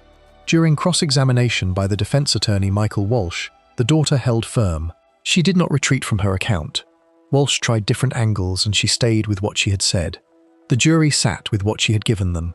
Palacio had been married to Jennifer for years before the divorce. He had worked at Citibank for a quarter century and had built what looked from the outside like a stable professional life. When the marriage ended and Jennifer remarried almost immediately, what Palacio did with that fact over the following year was what the case was ultimately about. The custody visits were monthly confrontations with the new arrangement. Paul Winter was present at those visits because he was Jennifer's husband, and he was often in the car with her and the children. Each exchange was a meeting between the man who had lost his family structure and the man who had taken his place in it. At trial, Palacio took the stand himself. He was tearful. He told the jury he had acted in self-defense. He described Paul coming at him with what Palacio characterized as obvious anger, veins visible, a threatening physical presence. He said he had not done anything to Paul, and Paul had started coming at him. He said he had believed Paul was reaching for a weapon. He said he had fired because he feared for his life. His attorney, Walsh, in addressing the number of shots fired, told the jury that when someone perceives a threat, squeezing a trigger can discharge multiple rounds in seconds without deliberate counting. The prosecution worked from the evidence and the witnesses. Jennifer's testimony contradicted Palacio's account of Paul's character and his claims about prior gun threats. She said Paul never owned a gun. She said Paul wanted to avoid conflict. The medical evidence about where the bullets entered Paul's body, including the shots fired into his back while he was already on the ground, addressed the self-defense claim in practical terms. A person firing in defense of a genuine immediate threat does not continue firing into the back of a person who has already fallen. Walking up to a man lying face down and shooting him twice more in the back does not fit the mechanics of defensive action in the moment of a perceived threat. The judge had already rejected Palacio's attempt to invoke Florida's Stand Your Ground law before the trial began. That hearing had produced a ruling that the circumstances did not qualify Palacio for that statutory protection. The trial proceeded on the standard murder charges. The jury deliberated for nearly 20 hours across 2 days. The length of the deliberations reflected what the jury was working through. The self-defense claim had presented a counter-narrative that required careful examination, even if the ultimate conclusion rejected it. When the verdict came on a Friday evening in August 2012, it was second-degree murder rather than first-degree. The jury had not accepted the argument that the killing was premeditated in the legal sense that would attach to first-degree murder. What they had found was that Palacio had shot Paul Winter with intent to kill, in the moment, driven by what the prosecution described as a jealous rage. The child abuse convictions followed from the straightforward fact that 2 6-year-old children had been present within feet of their father, while he shot their stepfather multiple times. Palacio's face when the verdicts were read showed nothing. He looked forward. He blinked. His attorney Walsh said afterward that he did not know what case the jury had watched. Sentencing took place in October 2012. Palacio's family appeared and asked the judge for leniency. His father spoke through an interpreter and said the family had faith that Cristobal wanted to be the best he could be. Prosecutor Joe Mansfield asked for life in prison. He described the shooting as a vicious, intentional act based in anger. He read a letter from the mother of Paul Winter's son, the boy in England who had lost his father that October evening. The letter said that Palacio had not only murdered Paul on that day, but had destroyed a part of her son's life. The sentence handed down was 45 years, with 30 mandatory. The child abuse sentences of 10 years each ran concurrently. The attorney maintained on the record, at sentencing, that Palacio stood by his position that he had been defending himself. Paul Winter had moved from England to Florida to be with Jennifer. He had a child in England he had left behind. He had plans for residency and for a business. He had been dropping his stepchildren off at their father's house on what was his wife's birthday. The twins were 6 years old, and they were in the van. Jennifer was standing near the minivan. She watched her husband shot and then walked up to and shot again, on the ground, and she tried to keep him alive while she waited for help that arrived too late. The daughter, who sat in the courtroom at age 10 and described what she had seen from the back seat, had also been asked by her father to tell a different story. She had declined to tell that story. She had told the one she had actually witnessed. The jury heard her. Palacio's attorney said he did not know what case they had watched. The daughter, who had nightmares and counseling, and a diagnosis of PTSD from what she had seen at age 6 in her father's driveway, had watched what happened. She had said what she saw. The jury had believed her. Paul Winter is buried far from Tunbridge Wells. His son grew up in England without him. His residency application was never processed. Before we move on, if you're enjoying this analysis, please consider subscribing. It helps the channel tremendously. What follows is a man who stabbed his ex-wife 86 times on the day she remarried, 4 hours after she had walked out of a wedding ceremony wearing his former name. Case 9. William Jesse Seal. Ashley Alderson and William Jesse Seal had been in each other's lives for 15 years when she married someone else on the morning of June 15, 2015. 15 years is long enough to have shared most of a person's adult life. They had been married during part of those years and divorced in 2014. The divorce did not separate them in the practical sense. After the papers were signed, they continued living together at the apartment on Highland Avenue in Princeton, West Virginia. The address and both of their names were known to the Princeton Police Department in the way that certain addresses and certain people become known to a local force, through repetition, through call-outs, through neighbors who could identify the voices behind the fighting they heard regularly through the walls. What changed in the months before June 2015 was that Ashley had found someone else. His surname was Martin. He became, in the weeks before the wedding, the third figure in a situation that had never fully resolved itself. At some point in the period before June 15th, all three of them were living in the same apartment complex on Highland Avenue. The proximity produced exactly what proximity in a situation like that tends to produce. 3 nights before Ashley was killed, on the Friday evening of June 12th, Seal and Martin came to a physical confrontation in the street across from the apartment building. Ashley filmed it on her phone. Police Lieutenant Tim Gray and several other officers responded to the brawl. Gray was familiar with the address. He was familiar with Ashley and with Seal.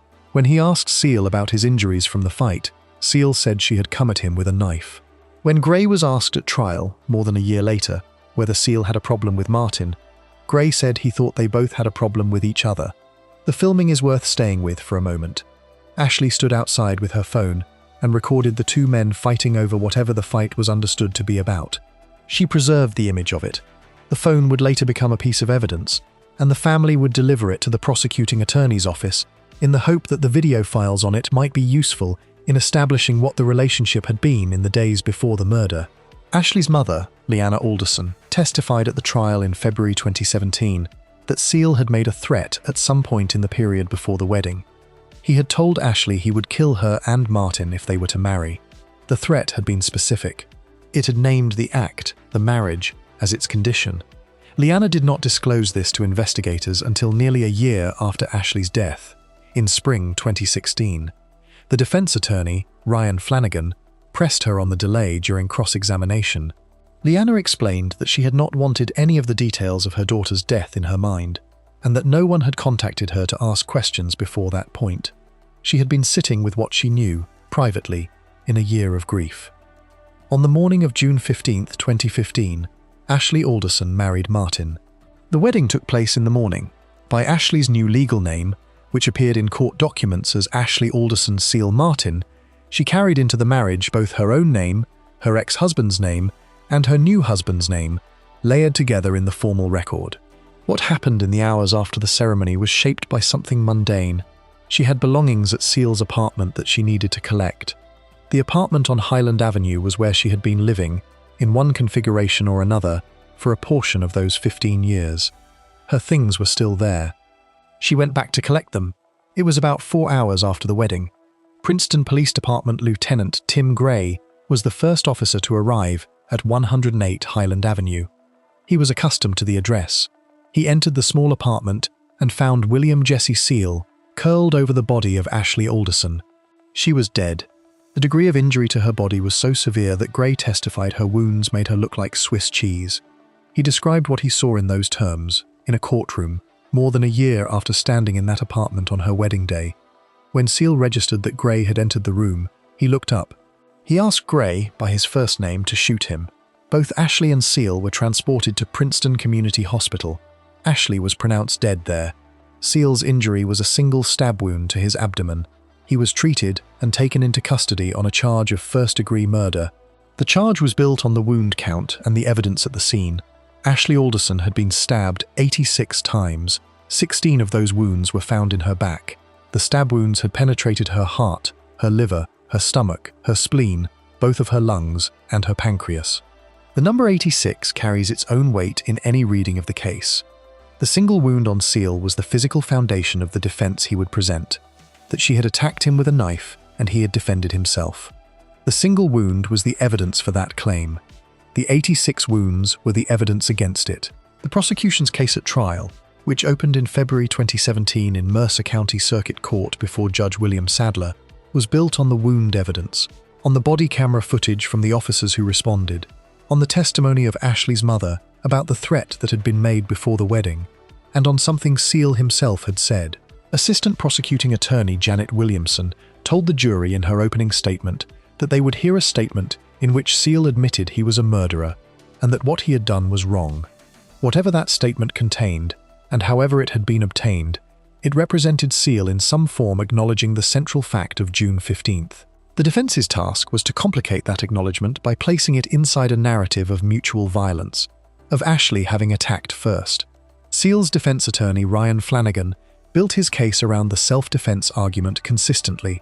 His theory was that what had happened at 108 Highland Avenue was a domestic altercation that had turned fatal because Ashley had been the aggressor, that Seal had responded to a physical attack, and that the outcome, however terrible, had begun with something she had done. The single stab wound to Seal's abdomen was the cornerstone. If she had not come at him with a knife, Flanagan asked implicitly, how had Seal been stabbed at all? What the prosecution had to work against that argument was the physical evidence itself. Self-defense, in its legal definition, requires that the force used be proportionate to the threat faced. A single wound to the abdomen, if caused by Ashley, might establish that a confrontation involving a knife had begun with her action. What it could not establish was that 86 stab wounds were proportionate to that threat. 16 of those wounds were in her back. Wounds in the back, in a case where self-defense is claimed, carry their own specific implication about the direction of the attack and the direction of the person being attacked. You do not sustain wounds in your back while attacking someone. You sustain them when you are moving away or when you are already down. Neighbors testified at trial that they had heard Ashley and Seal fight often. The familiarity of the police officers with the address testified to the same pattern over years. This was not a relationship that had been quiet before the divorce and explosive only at the end. It had been turbulent across 15 years, a long accumulation of confrontations and returns, and a divorce that had not actually produced a separation. The 3 nights before Brawl, captured on Ashley's phone, was simply the most recent entry in a long series, elevated in its stakes by the fact that Martin was now in the picture and a wedding was days away. The trial lasted several days. The jury was 10 men and 2 women. They deliberated for less than 1 hour. The verdict was second-degree murder, not first-degree. The distinction in West Virginia law between first and second-degree murder involves the element of premeditation and deliberation. A first-degree murder conviction requires that the killing was planned in advance, that the defendant formed the intent to kill and then carried it out deliberately. The jury's verdict of second-degree murder reflected a finding that Seal had killed Ashley with intent, but not through advance calculation. Whether that verdict also reflected the jury giving some weight to the self-defense argument without fully accepting it, arriving at a middle position that acknowledged the mutual history of violence without excusing the outcome, was not something they put into words. Juries rarely do. The deliberation lasted less than an hour. They came back with second degree. The sentencing took place in April 2017. The maximum sentence for second-degree murder in West Virginia is 40 years. The judge imposed the maximum, 40 years, with the possibility of parole in approximately 8 years, and the possibility of release in 20 with good behavior credit. His attorney maintained at sentencing and afterward that Seal had been defending himself. Princeton, West Virginia, is a city of around 6,000 people in the southern coalfields. It is the kind of place where police know certain addresses by memory, where 15-year relationships leave trails through institutions, where an officer at a murder scene can address the man he finds there by his first name. Tim Gray had been to 108 Highland Avenue before. He knew Ashley and Seal. When Seal looked up from where he was curled over her body and asked Gray to shoot him, he was asking someone he recognized, from a relationship between a household and a police department that had stretched across years. Ashley had filmed the brawl on her phone 3 nights before the wedding. The image of her standing outside with a phone recording 2 men fighting over the question of who she would be with is strange and sad in equal measure. She was documenting it. She was making a record. The phone ended up in the possession of a family member and eventually in the hands of the prosecuting attorney's office.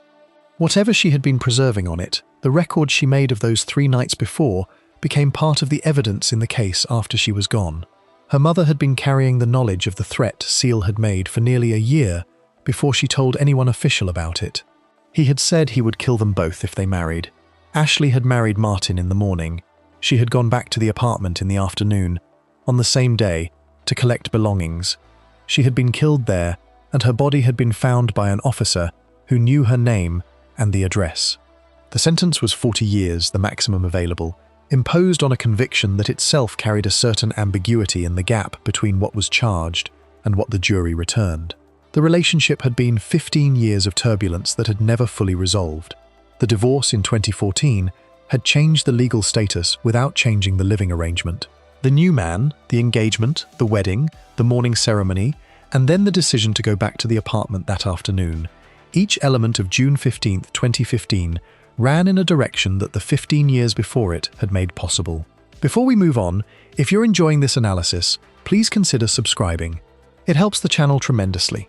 The final case moves to Houston, Texas, where a custody handoff on a November afternoon became the last moment for a 27-year-old mother and the man who had come to love her, and where a 51-year-old man eventually stood in a courtroom and pleaded guilty to both their murders.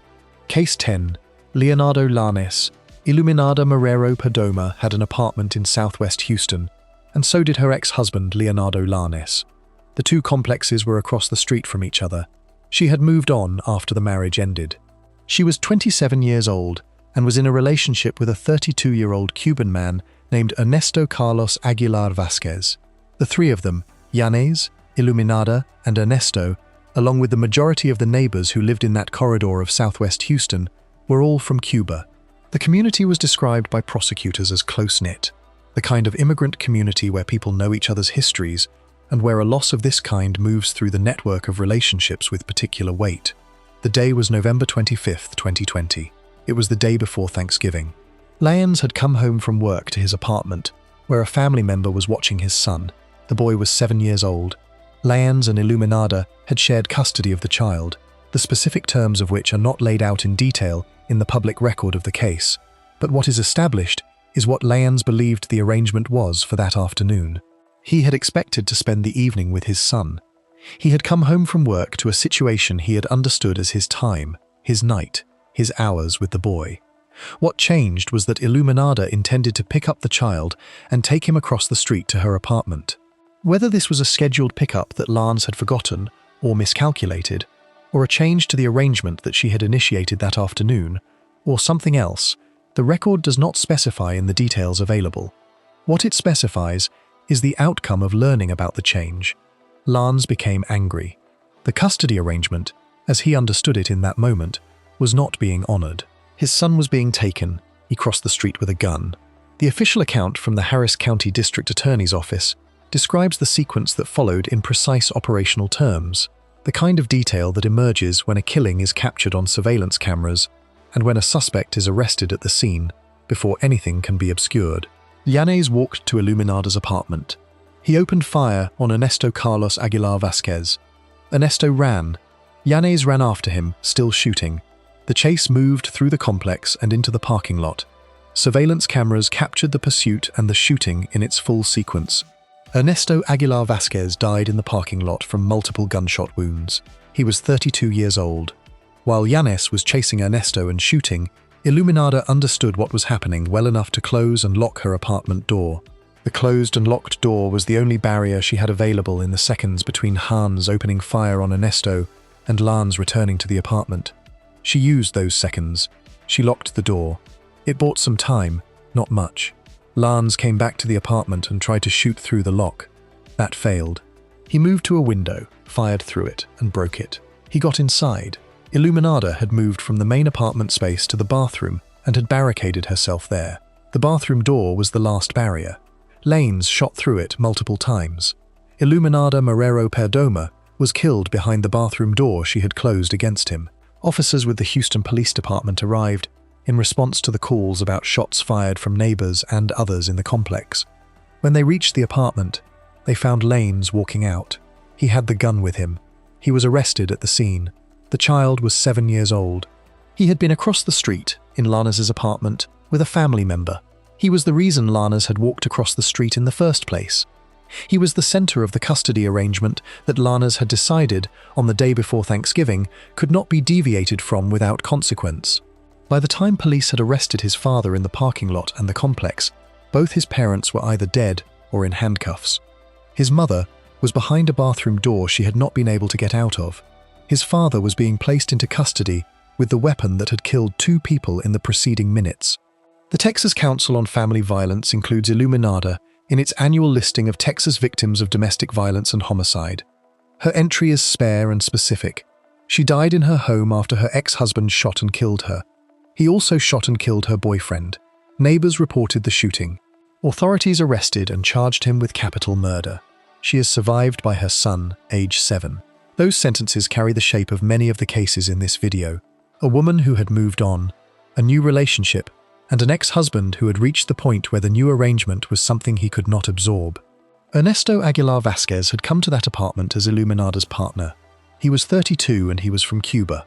Beyond those details, the public record of the case does not paint an extended picture of his life before November 25, 2020. He was someone Iluminada had chosen to be with after the marriage to Llanes ended. He was in her apartment on the afternoon of the day before Thanksgiving, in a city where he knew the community around him, in a relationship with a woman who had rebuilt something after a difficult marriage. He ran when Llanes opened fire. The surveillance cameras recorded that run. He was shot multiple times in the parking lot and died there. The charge Llanes faced after his arrest was capital murder in Texas. Under Texas law, capital murder in cases involving multiple victims carries a potential punishment of death or life without the possibility of parole. Llanes was 47 years old at the time of the killings. The original capital murder charge was the framework within which the case moved through the Harris County court system for the next 3.5 years. In April 2024, on the eve of his scheduled trial, Llanes pleaded guilty. The decision to plead the day before trial is a common strategy in cases where the evidentiary position is overwhelming and where the terms of a plea offer are still available. In this case, the evidence included surveillance video of the killing of Ernesto in the parking lot, physical evidence at the apartment, the arrest of Llanes at the scene with the weapon, and the testimony of witnesses in the complex.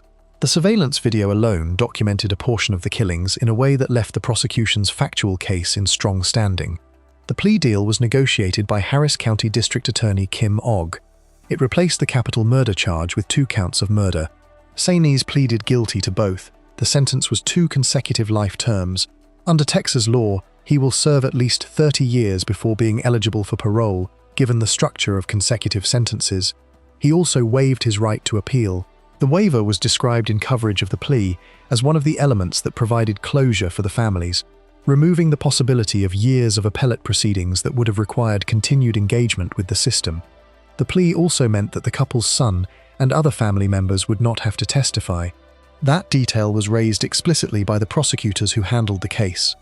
Assistant District Attorney Stephanie Abner, one of the two chiefs of the Domestic Violence Division who prosecuted the case alongside ADA Steve Walsh, said at the time of the plea that the child at the center of the custody dispute had been left without his mother or his father because of his father's actions. She said children were too often collateral damage in the arguments between their parents. She said co-parenting was difficult, and relationships were difficult, and people needed to think about the consequences for children. Those words were addressed to the public and to the record of the case in the way that prosecutors sometimes speak at sentencing or plea hearings, offering a framing that acknowledges the broader pattern while also keeping focus on the specific facts.